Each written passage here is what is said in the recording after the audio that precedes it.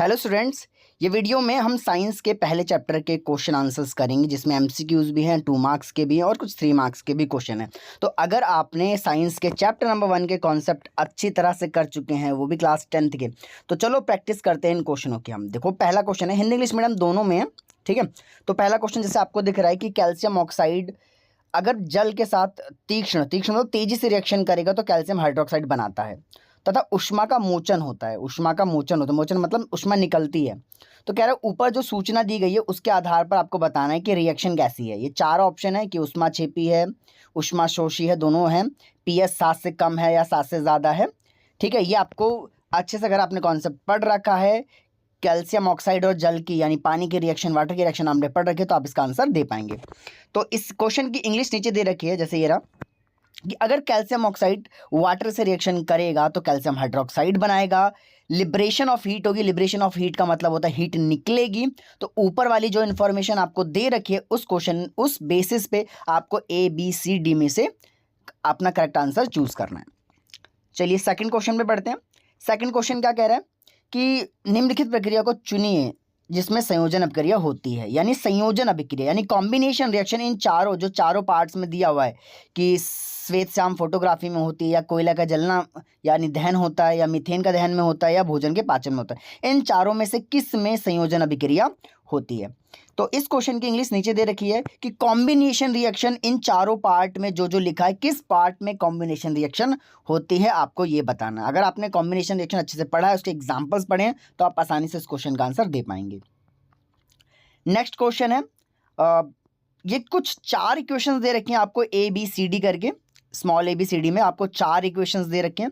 इन चारों इक्वेशन में आपको कंप्लीट करनी है इक्वेशन, चारों इक्वेशन क्या करनी है, कंप्लीट करनी है। अब इनमें से कुछ रिएक्शंस होंगी, कुछ रिएक्शंस नहीं होंगी।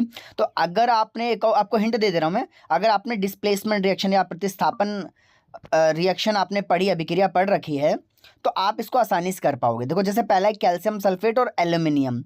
क्या एल्युमिनियम कैल्शियम को रिप्लेस कर सकता है, डिस्प्लेस कर सकता है? अगर डिस्प्लेस कर सकता है तो इसमें नया पदार्थ बनेंगे। जैसे इसमें नीचे बोला भी है, इनमें से वह प्रकरण कौन से हैं जिसमें नए पदार्थ बनेंगे, यानी रिएक्शन होगी तभी नए पदार्थ बनेंगे।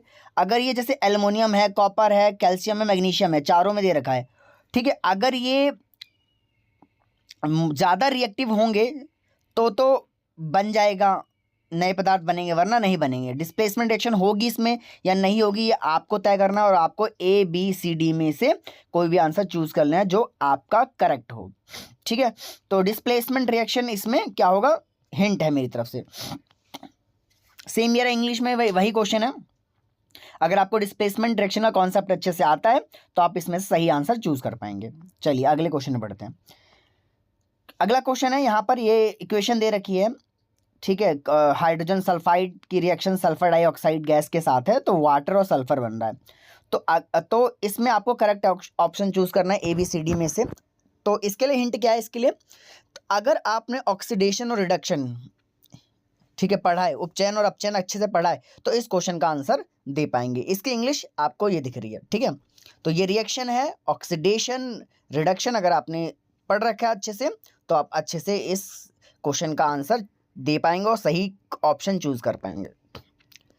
अभी अगला क्वेश्चन है, ये भी एमसीक्यू है कि आयरन नेल है, लोहे की कील है, उसको कॉपर सल्फेट के विलयन में रखा गया 15 मिनट तक, और जब कील को बाहर निकाला गया तो उसके ऊपर किस रंग की परत पाई गई, है ना। तो किस रंग की परत पाई गई, आपको मालूम है, आपने कॉपर सल्फेट के साथ आयरन नेल की रिएक्शन अगर पढ़ी है तो आप इसका आंसर सही से दे पाएंगे।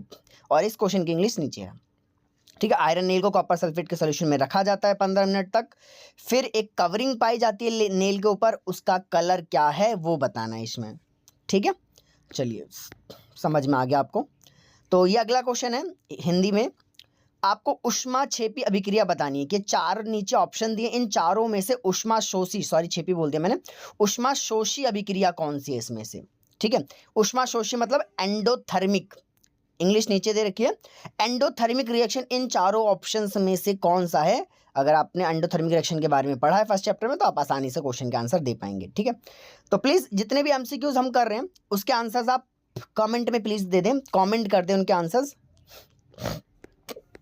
अब अगला क्वेश्चन, ये अब एमसीक्यू नहीं है, 2 मार्क्स के 2 क्वेश्चन है। देखो, इससे दो क्वेश्चन है, इंग्लिश ये लिखी है, हिंदी इसकी एरी नीचे, इंग्लिश सॉरी हिंदी ऊपर थी इंग्लिश नीचे है, सॉरी। तो इसमें क्या है, दो अभिकर्मक हैं, दो अभिकर्मों के बीच आयनों का आदान प्रदान ना हो तो अवक्षेपण अभिक्रिया नहीं हो सकती है। यानी आयंस का एक्सचेंज ना हो दो रिएक्टेंट के बीच में तो क्या कह रहा है वो, अवक्षेपण अभिक्रिया यानी प्रेसिपिटेशन रिएक्शन नहीं होगी। तो आपको क्या करना है, आगे क्वेश्चन ये स्टेटमेंट देखिए, आगे क्वेश्चन पूछा हुआ है अभिक्रिया का संतुलित रासायनिक समीकरण देके इस कथन की पुष्टि कीजिए। यानी आपको एक्सप्लेनेशन देना है, ऊपर जो स्टेटमेंट उन्होंने दी है वो भी एक रिएक्शन देके, कैसी, बैलेंस्ड देके, ठीक है। और नीचे क्या है, अगर आपको ऊपर वाला नहीं करना है तो आप नीचे वाला भी कर सकते हो ऑप्शन में, हालांकि प्रैक्टिस के लिए तो आपको दोनों ही करने हैं। तो कह रहा है प्रत्येक का एक एक उदाहरण देते हुए विस्थापन अभिक्रिया और द्विविस्थापन अभिक्रिया के बीच में विभेदन कीजिए। यानी इसमें आपको विस्थापन अभिक्रिया और द्विविस्थापन अभिक्रिया के बीच में डिफरेंस बताना है, वो भी एक एक उदाहरण यानी एक एक रिएक्शन लिख के, यानी डिस्प्लेसमेंट और डबल डिस्प्लेसमेंट के बीच में रिएक्शन डिफरेंस बताना है, ठीक है। तो 21वां क्वेश्चन, जैसे कि ऊपर हिंदी बताई थी, यहाँ पर नीचे इंग्लिश है। सिंपल आपको ये बताना है कि अगर आयंस का एक्सचेंज नहीं होगा तो प्रेसिपिटेशन रिएक्शन नहीं होगी, ये स्टेटमेंट दी गई है क्वेश्चन में ए वाले पार्ट में। तो और आपको इस स्टेटमेंट को जस्टिफाई करना है, यानी इसका रीज़न देना है और बैलेंस इक्वेशन भी एक लिखनी है। और नीचे क्या करना है, नीचे बी वाले क्वेश्चन में इसमें डिस्प्लेसमेंट और डबल डिस्प्लेसमेंट में डिफरेंस बताना है, वो भी एक एक उदाहरण देके, यानी एक एक रिएक्शन बताकर। अब ये अगले क्वेश्चन पे आगे हम लोग। अब इसमें क्या है, इसमें आपको वियोजन या फिर अपघटन अभिक्रिया की परिभाषा देनी है, यानी डिफाइन करना है आपको कि डिकम्पोजिशन रिएक्शन क्या होती है।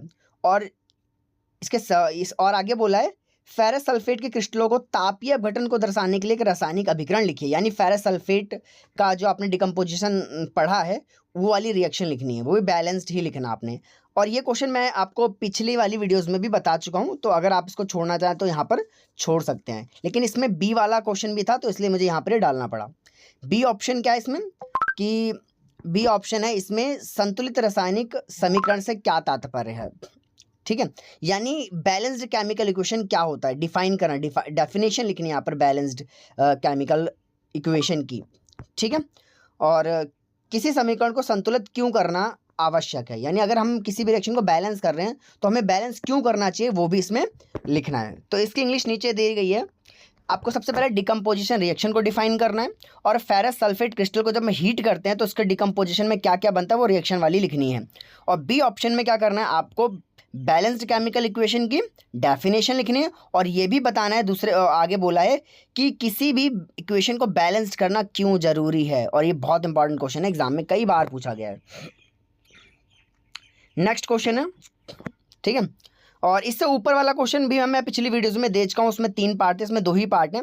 आपको एक एक उदाहरण देना है, एक एक एग्जाम्पल बताना है ऐसी रिएक्शन का, ऐसी अभिक्रिया का जिसमें गैस निकलती हो पहले पार्ट में। दूसरे पार्ट में जिसमें रंग में परिवर्तन आता हो, तो आपने रिएक्शंस पढ़ रखी हैं जिसमें गैस निकलती हो और रंग में परिवर्तन आता है, तो आप लिख सकते हैं इजीली, ठीक है। और ठीक है, और इसके बी पार्ट में क्या बोला गया है कि आपको ये स्टेटमेंट दे रखी है 1 और 2 में, इनका क्या करना है, इनको सिंबल के फॉर्म में लिखना है और इसे बैलेंस भी करना है। तो ये रिएक्शन को सिंबल के फॉर्म में लिख के सिर्फ बैलेंस करना है 21वें के बी पार्ट में, इस क्वेश्चन के बी पार्ट में। फिर से ये इंग्लिश दे रखा है, आपको ऐसी रिएक्शन लिखनी है पहले पार्ट में जिसमें गैस निकलती हो, इवोल्यूशन ऑफ गैस होता हो। दूसरे में आपको ऐसी रिएक्शंस लिखनी है जिसमें कलर में चेंज आता हो। इसमें मेंशन करने को नहीं बोला, सिर्फ आपको क्या बोला है कि आप बस वैसे रिएक्शन लिख दो, हालांकि आप मेंशन जरूर कर देना कि कलर में चेंज कौन सा कलर था, कौन सा चेंज आ रहा है। बी पार्ट में आपको क्या करना है, 2 स्टेटमेंट दे रखी है, एक हाइड्रोजन सल्फाइड वाली, एक सिल्वर ब्रोमाइड वाली, ठीक है। पूरा मैं पढ़ नहीं रहा हूँ, तो ये दोनों को आपको सिंबल के फॉर्म में लिख के बैलेंस करना है इसमें, ठीक है। तो आज की वीडियो में सिर्फ इतने ही क्वेश्चन है, ठीक है।